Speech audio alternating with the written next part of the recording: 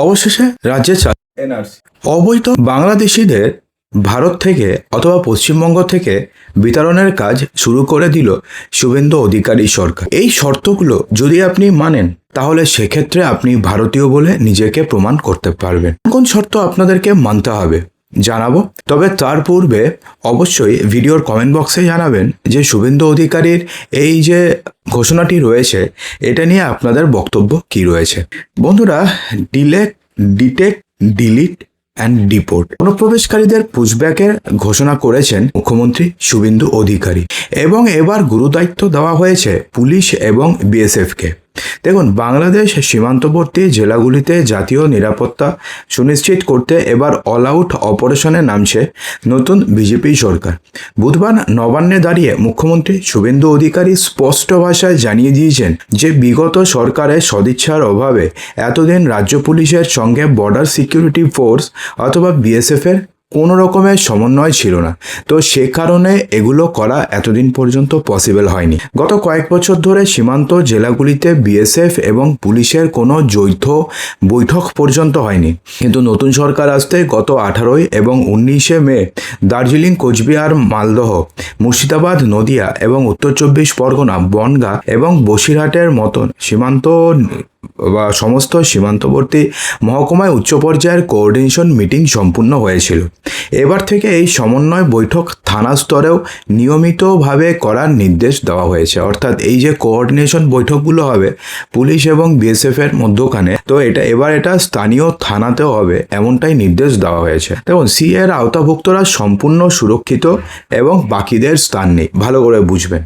অনুপ্রবেশকারীদের চিহ্নিতকরণ কি করে হবে, অর্থাৎ কি করে বোঝা হবে যে একজন ব্যক্তি যিনি অনুপ্রবেশকারী নাকি তিনি ভারতীয় নাগরিক, তার জন্য কি বলা হয়েছে। বন্ধুরা, এটা জানার পূর্বে একটা ছোট্ট রিকোয়েস্ট, অনেক কষ্ট করে আপনাদের জন্য আমরা ভিডিও করি, যেন ভিডিওটিকে অবশ্যই একটি লাইক করে দেবেন এবং ভিডিওটিকে শেয়ার করবেন।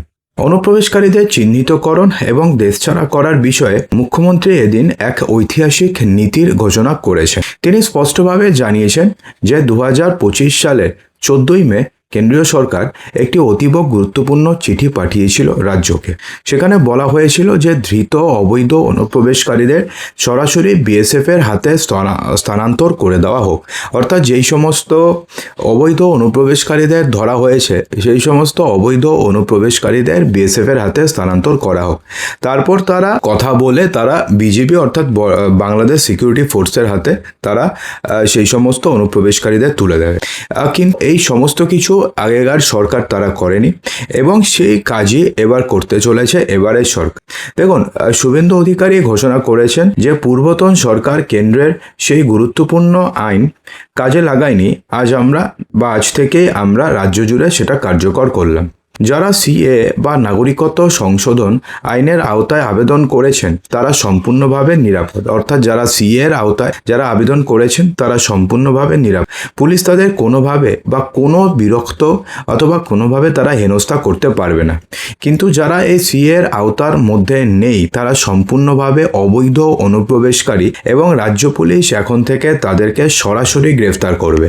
অর্থাৎ এমনটি নয় যে তাদেরকে গ্রেফতার করবে বিএসএফরা, রাজ্য পুলিশ তাদেরকে এবার থেকে সরাসরি গ্রেফতার করবে, এমনটাই নির্দেশ দিয়েছে মুখ্যমন্ত্রী শুভেন্দু অধিকারী। দেখুন, মুখ্যমন্ত্রী কি জানিয়েছেন। মুখ্যমন্ত্রী জানিয়েছেন যে সিএ এর নতুন আইন অনুযায়ী 7টি সম্প্রদায়ের মানুষ নাগরিকত্ব সংশোধনী আইনের আওতাভুক্ত। নাগরিকত্ব সংশোধনী আইন মানে কি? সিএ আইনের অন্তর্ভুক্ত।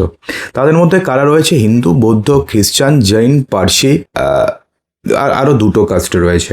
2024 সালের 31শে ডিসেম্বর পর্যন্ত যারা এ রাজ্যে এসেছেন, আবার শুনবেন, 2024 সালের 31শে ডিসেম্বর পর্যন্ত যারা এই রাজ্যে এসেছেন তাদের পুলিশ কোনোভাবে হেনস্থা করবে না বা কোনোভাবে আটক করতে পারবে না বা কোনোভাবে পশ্চিমবঙ্গ থেকে বাংলাদেশে বের করতে পারবে না।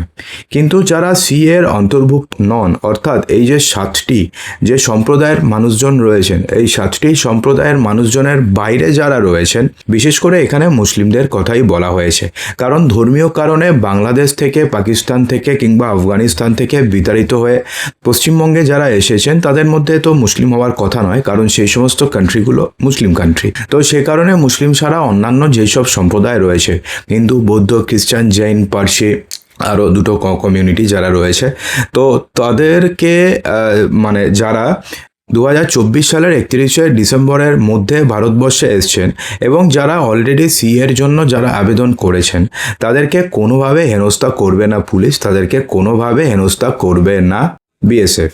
কিন্তু যারা এর অন্তর্ভুক্ত নন, অর্থাৎ এই 7টি কমিউনিটির বাইরে, এবং যারা এর পরে যারা ভারতবর্ষে এসেছেন তারা অনুপ্রবেশকারী, এমনটাই কিন্তু স্পষ্টভাবে বলে দিয়েছে শুভেন্দু অধিকারী।